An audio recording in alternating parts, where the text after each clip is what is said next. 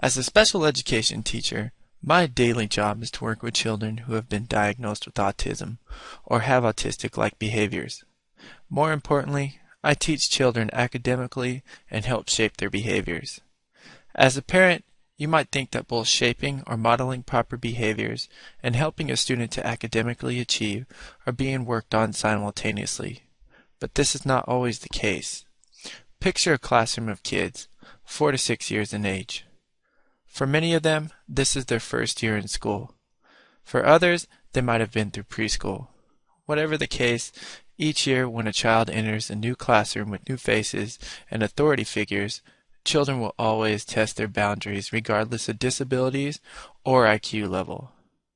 Thus, it's important for me at the beginning of each year to establish rules and boundaries, but at the same time, learn about each one of my students and able to shape specific behaviors. At the beginning of each year, I begin a little program what I call Behavior Boot Camp. This program is an essential part for my classroom and my students' success as a whole because shaping the proper behaviors for each of my students helps to increase the opportunity for my students to learn. After all, if my students or your child cannot sit still, make eye contact, or at least listen to you and I, how else are they going to learn from us? This is why shaping behaviors is so important for your child's success in school and in life, and the earlier you as a parent learn and understand the tools that I'm going to teach you, the better. The most important tool in any parent's toolbox should be positive reinforcement.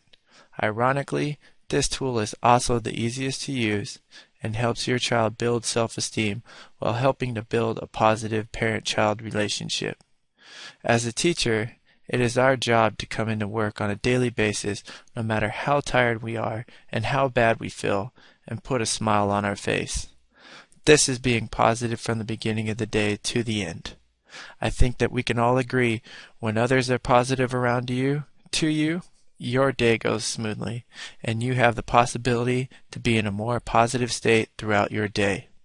Well, this is the same model also for your child as well. He or she might not think of school as work and focus on having a good day. But one thing's for sure, my students and your child just want to be loved, accepted, and feel important. And in essence, this is the key to positive reinforcement. Not only are we shaping desired behaviors, but we are also keeping our environment around us calmer and brighter, which is easier on all of us.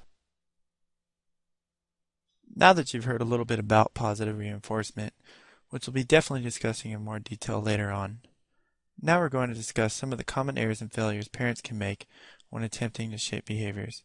Our first error we'll be discussing is consistency.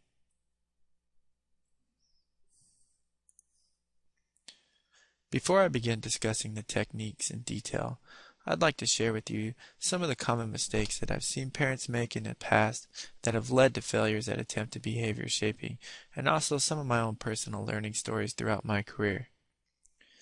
When I first started teaching, I began by working with 16, 17, and 18-year-old young adults that were labeled as at-risk youth students, who many of them had been kicked out of regular public high school campuses, and many of them had probation officers as well. I had no training in how to manage behaviors, and the only technique that came as a natural instinct to me was to establish a positive relationship with my students and be firm when needed. However, I learned very quickly that I wasn't consistent with following through with my warnings, and my students took advantage of that. Almost each and every one of my students at one time or another stretched their limits with me, and when I would actually follow through with my words and punish them, they would then use the old, "You let such and such off for doing the same thing, but now you're going to punish me? That's not fair." Well, eventually, after a couple times of this situation backfiring on me, I learned that it didn't pay to be everyone's friend, and it was time to be consistent. The following year, with a fresh start and a new set of students, this new method of consistency worked out a lot better, and in the end, I was able to earn their respect and have a good relationship with them too. This same lesson can translate into use with any child with autism because many children take a mile when given an inch and in turn actually begin to act on a more magnified level without consistency and structure. Thus, it's important to provide consistency and structure so your child knows that each and every time an undesired behavior occurs, there'll be a consequence. Consistency helps us teach our children various tasks such as eating, toileting, talking, etc. If it wasn't for consistency, many of us would still be doing each of these tasks for them. So now's the time to take that same drive and initiative and put that same consistency towards shaping your child's undesired behaviors into desired behaviors.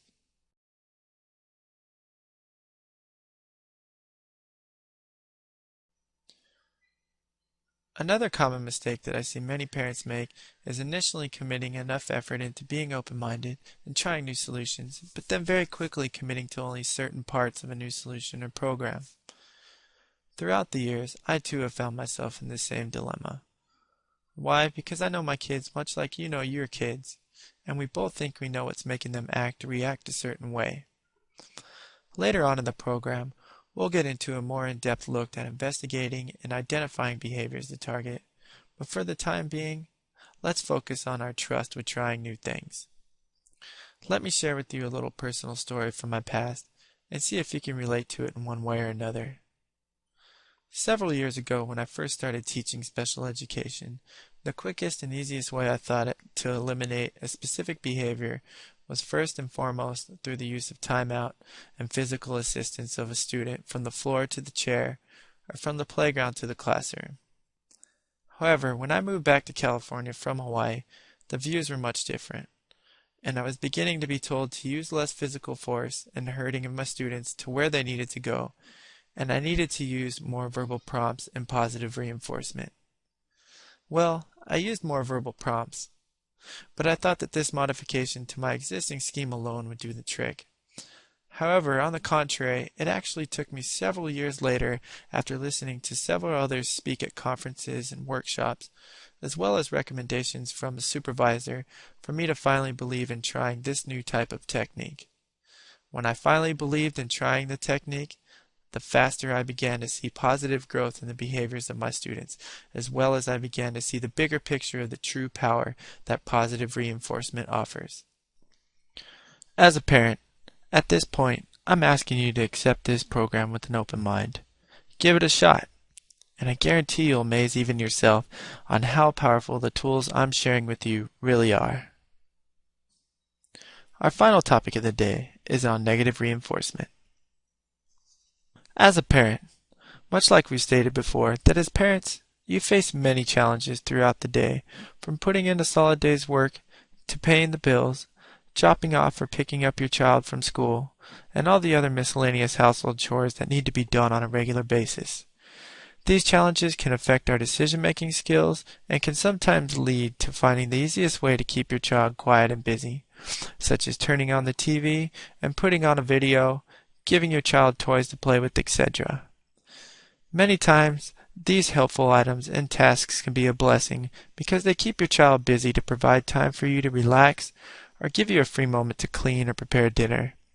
However, one of the common errors that I see parents make is that they use these useful items and tasks inappropriately, which can lead to negatively reinforcing bad behaviors. For example, when you're at home and had a long, exhausting day at work and you have more fires to put out than you have fuel to extinguish them, sometimes these situations lead to the parent looking the other way at the child's behaviors or giving the child something he or she likes for the sole purpose of keeping them quiet and busy.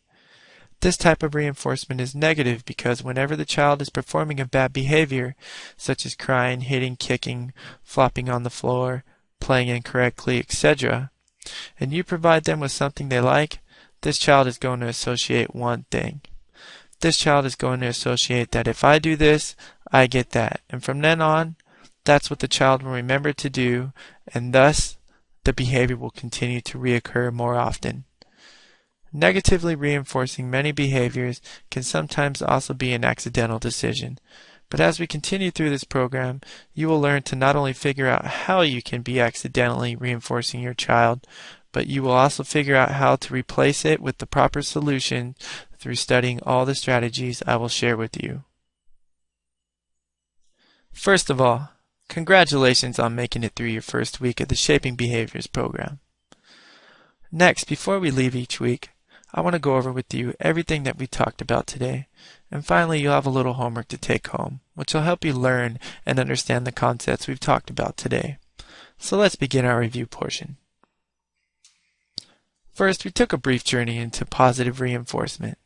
And the central message to gain from this today is that we need to focus on being positive 100% of the time, because not only does it help many situations to be calmer and smoother, which makes your day less stressful, but it also helps your child to be less explosive and defiant, which allows more opportunity for your child to be in a positive mood where he or she can be praised and feel special. Next, we went over some of the common errors and failures from other techniques that parents can make when trying to shape behaviors. We talked about the consistency and the importance of being consistent, because otherwise, like many of you have seen our children, they'll take advantage of you and make shaping specific behaviors even harder. Moving on, we also touched on the subject of parents needing to accept solutions completely, such as the techniques and suggestions that I provide in this course, and why, if the solutions are not accepted completely, only set you and your child up for failure. And finally, we finished off this week's lesson with negative reinforcement and how you as a parent need to pay attention to how you are using your child's preferred items, such as toys, video, computer, etc., and making sure that you're only using the items in a positive way to praise your child for doing something good instead of just trying to keep them busy. Now that we've went over in brief what we've discussed today, I'd like to leave you with a little homework that'll help apply the concepts that we've discussed today in order to help you to better learn and understand what we discussed. While taking part in these assignments every week, it'll also help you to prepare for the following week, as well as help you to better understand your child and their behaviors. So let's begin.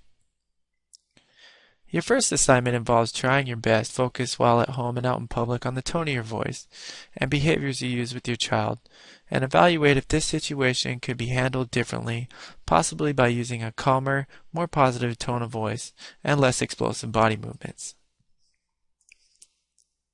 Your next assignment touches on consistency. And what I want you to do either as an individual or with your significant other is to focus on the personal story of giving an inch and taking a mile. First, I want you to reflect on past situations that have taken place with your child or someone else's child that you know, and focus in on what happened when you or someone else gave an inch to a child. Did the child take a mile, or did the child appreciate the inconsistent enforcement of the rules and learn from gaining an inch in a positive way? Next, as a second part of focusing on consistency, I want you to brainstorm on situations where you think you're not being completely consistent with your child in areas where you have rules and expectations. If you're a single parent, you have the choice of brainstorming alone or with a friend or family member who knows the child or someone you trust. Next, whoever you're brainstorming with, you need to make a pact that you'll both try your best to be 100% consistent when your child breaks a rule, an expectation, or anything you feel is an undesired behavior. Once this pact is made over the next week, try your best and pay attention to see if you notice any difference when more consistency and solid efforts are applied. Your next assignment involves the idea of parents needing to accept solutions completely. What I want you to do is reflect on times when you've tried something new with your child, such as teaching them a new game or shaping a behavior from other programs or from advice and recommendations. Your first step is to evaluate if you followed the plan completely. If not, did you trust it? Why or why not?